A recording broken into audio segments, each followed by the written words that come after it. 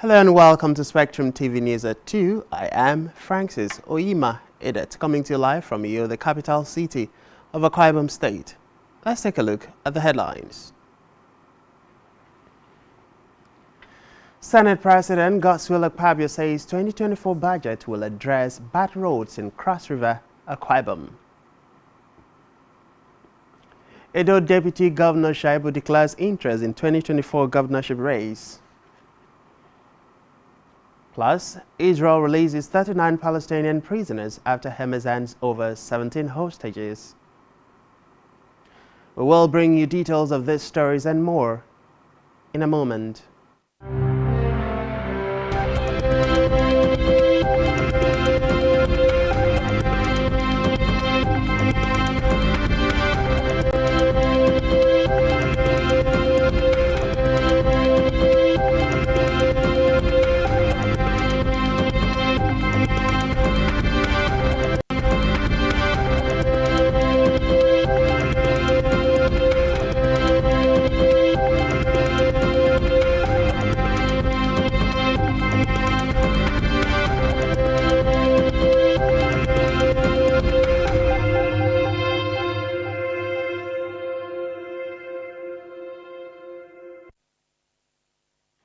Many thanks for joining us. We begin the news this afternoon from the national scene, where the federal government, through the Minister of State for Petroleum Resources, Gas, Ekpo, has addressed the challenges resolving around supply and pricing of liquefied petroleum gas (LPG) in domestic market.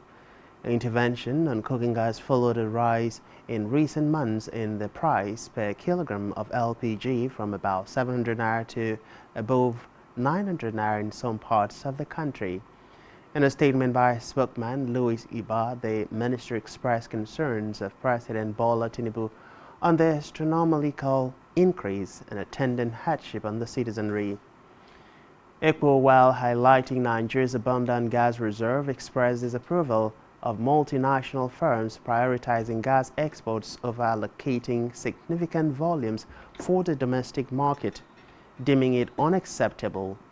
Consequently, he established a committee to provide recommendations within a week on how to enhance supplies and reduce pricing.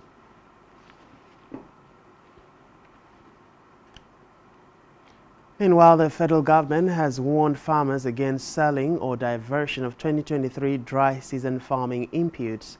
The Minister of Agriculture and Food Security, Abubakar Kyari, met the call at the official flag-off of the 2023 dry season wheat development season under the National Agricultural Growth Scheme (NAGS) AAP in Jigawa State.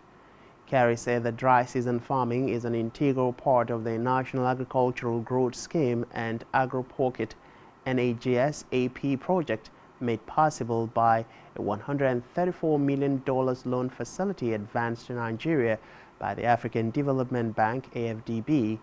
The minister added that the present administration resolved to expand the capacity of farmers to engage them in the cultivation of key staples food like rice, maize, cassava, and wheat across the country. He urged farmers to utilize the support to achieve the targeted objectives.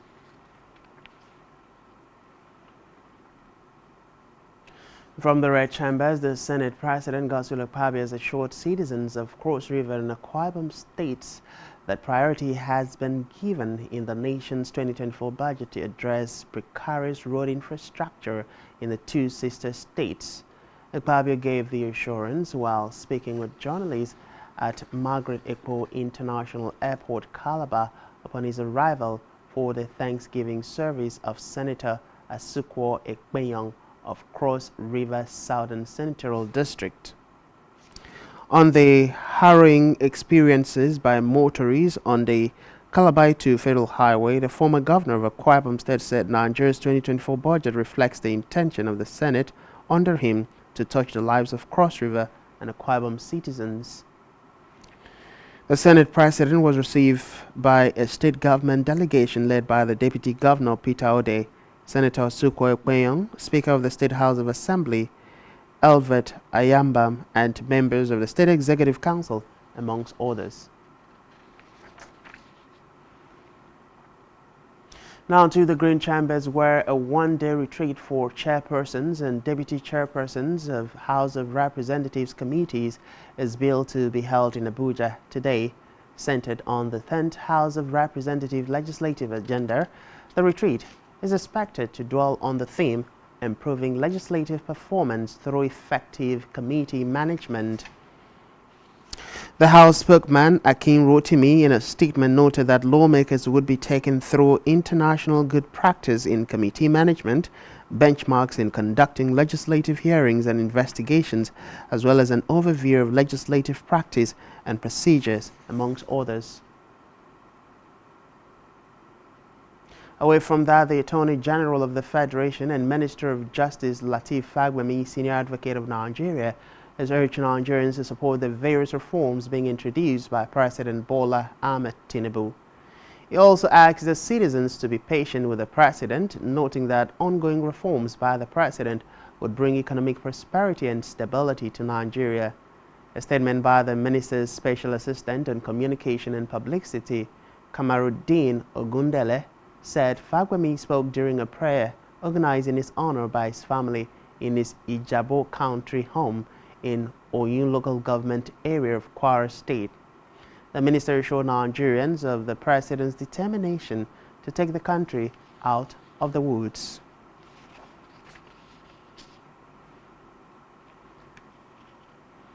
In a separate development, the Economic Community of West African States, ECOWAS, court sitting in Abuja has said that sections 19, subsection 1A and 27 and 37 of the Nigerian Press Council (NPC) Act has failed to recognize public interest media, including the rights of online and citizen journalists. The court held that the sections violated Article 9, subsection 1 of the African Charter on Human and People's Rights and Articles 8, 1 and 10.2 of the Declaration of Principles on Freedom of Expression in Africa. The court consequently ordered the Nigerian government to amend the contested sections to align with international practices that promote free, pluralistic, and professional journalism. A statement from the court said the judgment was delivered in a case brought by the two Nigerian journalists alleging that the NPC Act of 1992 was discriminatory and violated their right to freedom of expression. The applicants asked the court to order the respondent to amend the contested sections of the NPC Act to align with international practice and pay $1 million as damages.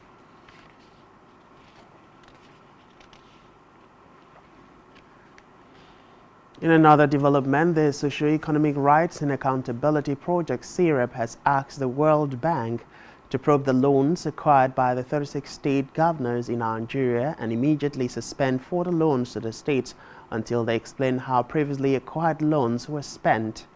SEREP Deputy Director Kolawole Olawundare made the demand in a letter addressed to the World Bank President Aya Banga and made available to newsmen. While expressing concerns over the rising debt profile of the 36 states, the group alleged that the states had mismanaged and diverted public funds, stressing that it would be irresponsible to continue giving loans to the state. SEREP noted that if the World Bank failed to probe the state governors, it would not hesitate to institute legal actions against the lending body and the 36 states.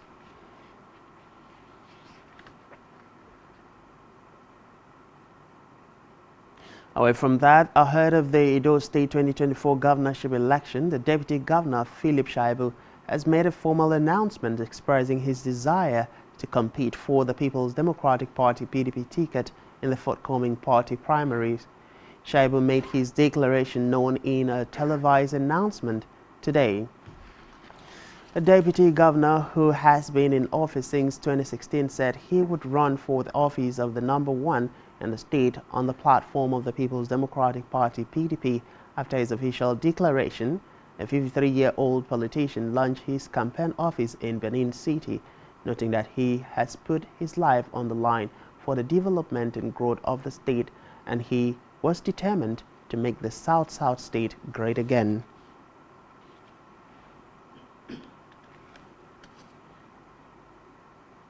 Move now to Africa, where Sierra Leone has lifted an indefinite nationwide curfew imposed yesterday after armed men attacked a military barrack and prisons in Freetown. The Sierra Leone government said a new night curfew will begin from 9 p.m. to 6 a.m. local time every day until further notice. The country's President Julius Bio, while addressing his nation, said most of the leaders of the yesterday's unrest had been arrested and will be held accountable. Bio described the event as an attack on democracy, adding that calmness has been restored in Freetown.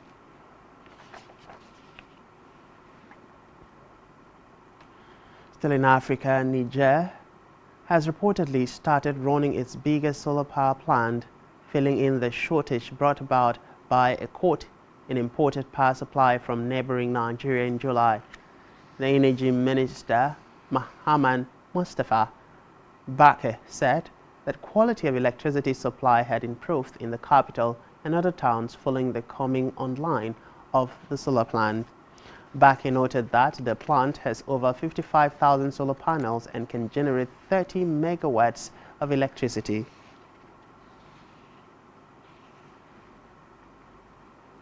On the foreign scene, 14 Israeli hostages, including 9 children and 4 foreign nationals, have reportedly been released by Hamas. Among those freed is a 4-year-old Abigail Idan, who has dual Israeli and U.S. nationality. Reports say Israel has released a total of 39 Palestinian prisoners in exchange. Meanwhile, Hamas says it is seeking to extend the current 4-day truce with Israel and increase the numbers of hostages released.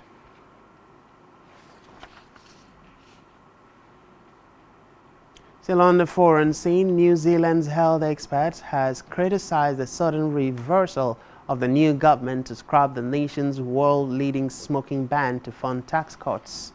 The experts said the legislation introduced under the previous Jacinda Ardern-led government would have banned cigarette sales next year to anyone born after 2008. According to them, smoking is the leading cause of preventable deaths in New Zealand, and the policy had aimed to stop young generations from picking up the habit.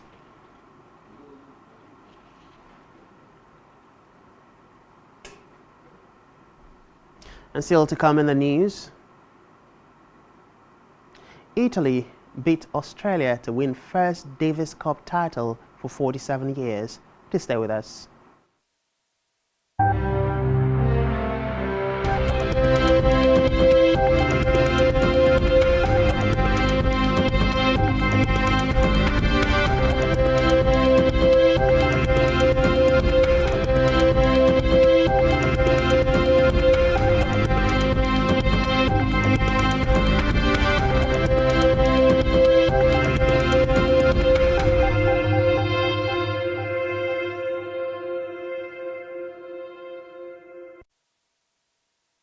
Christmas season is here again. Are you aware that making your business or products visible on the television space gives your brand a wider visibility and patronage? In the spirit of the season, Spectrum Television is offering a whopping 25% discount on all services. Advertise your products and services while this offer lasts from 1st December 2023 to January 31st, 2024. We are a television with a passion to take your business and services on a satisfactory lane. You do not want to miss this opportunity. For more enquiries, visit our city office at number 2 Taft Plaza Close off Akaitinen Road, Uyo, Akwa Ibom State, or call the following numbers on your screen. Spectrum TV, broadening your horizon. One truth not often told is about the transformation that Africa has undergone in recent decades. Africa is shaping its own destiny and should be referred to as the African opportunity. On Spotlight Africa, we paint the African picture the African way, laced with truth, detail, and the color of the African continent. Join Uyai Anyekan every Tuesday and Thursdays at 4:30 p.m. Spotlight Africa, telling the African story.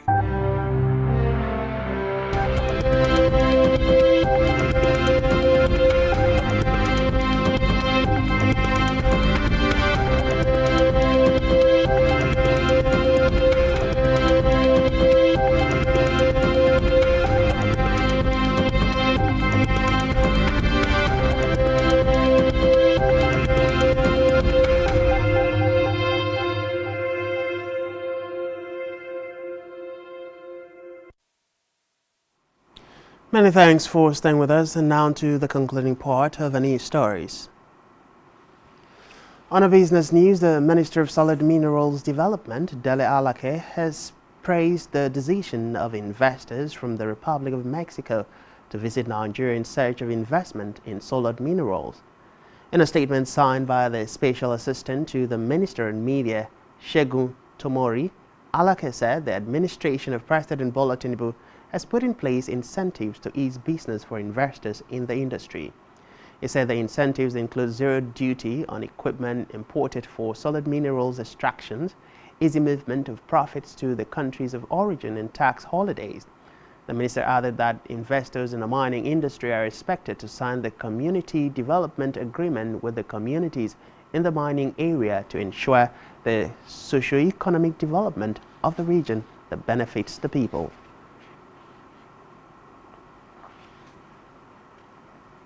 Still in business, data from the National Pension Commission has revealed that pension fund administrators have invested 130.18 billion naira funds under the Contributory Pension Scheme (CPS) in infrastructure as at the end of September 2023.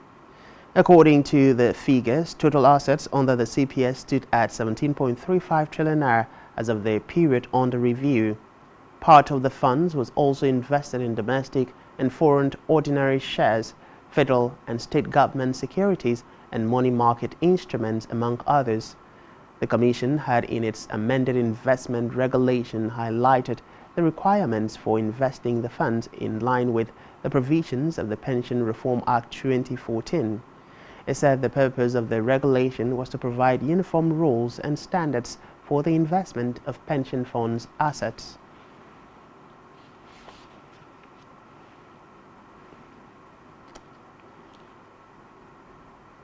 We move to health, where skin experts have asked persons living with vitiligo not to allow stigma to make them fall into depression.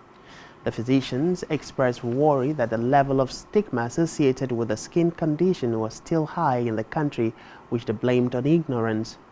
Advising them to ignore stigma, the dermatologist noted that vitiligo is neither infectious nor hereditary. According to them, persons living with vitiligo must know that acquiring the skin condition is not fault of theirs, assuring them that they are perfectly normal except for the color change in their skin.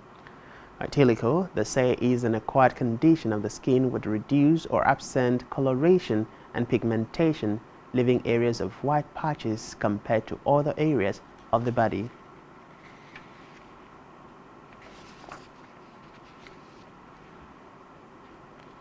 Still in health, Kwara State Government has expressed its readiness to collaborate with any donor agency to eradicate open defecation in the state.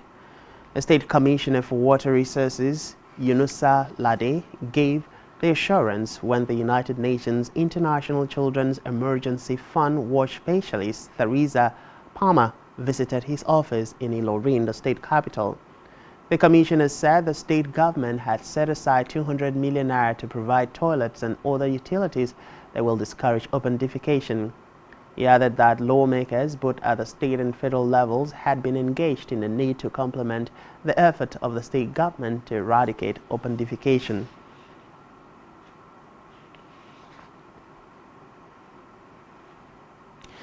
We move now to sport, where dominant Jannik Sinner outclassed Australia's Alex de Minaur to help Italy secure their first Davis Cup title for 47 years.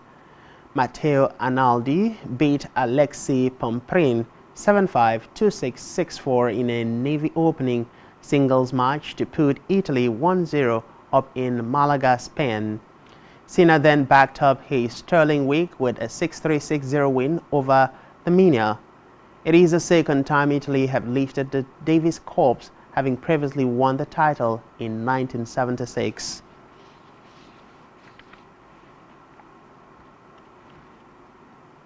Still in sport, Jude Bellingham scored his 13th goal of the season as Real Madrid returned to the top of La Liga with a 3-0 victory at Loli Cadiz. Real went into the game 2 points behind Girona and took an early lead through Brazil forward Rodrigo. The 22-year-old then doubled Real's lead midway through the second half. It was Bellingham's 11th goal from 12 La Liga games since joining Real from Borussia Dortmund in the summer.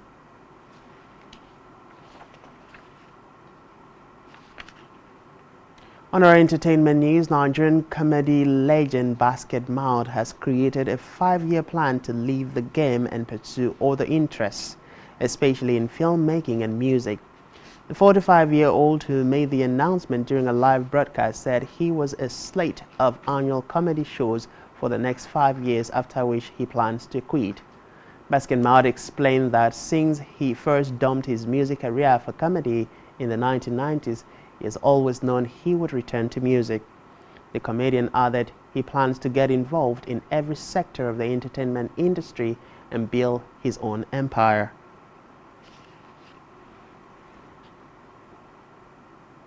Still on entertainment, the 2023 Booker Prize has been awarded to Prophet's Song, a dystopian vision of Ireland in the grips of totalitarianism. The novel was written by Ireland's Paul Lynch, aged 46, marking the first time he has won the prestigious fiction writing prize.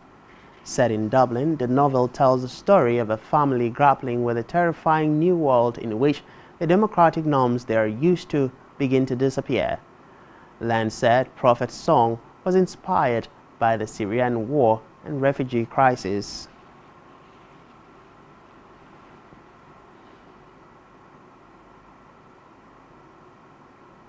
And that's all we have for you this time. Do ensure to follow us on social media and subscribe to our YouTube channel, all of which you can find on our website, spectrumtvlive.ng. You've been watching Spectrum TV News at 2. I am Francis Oyima, Edit. Many thanks and do enjoy the rest of your day.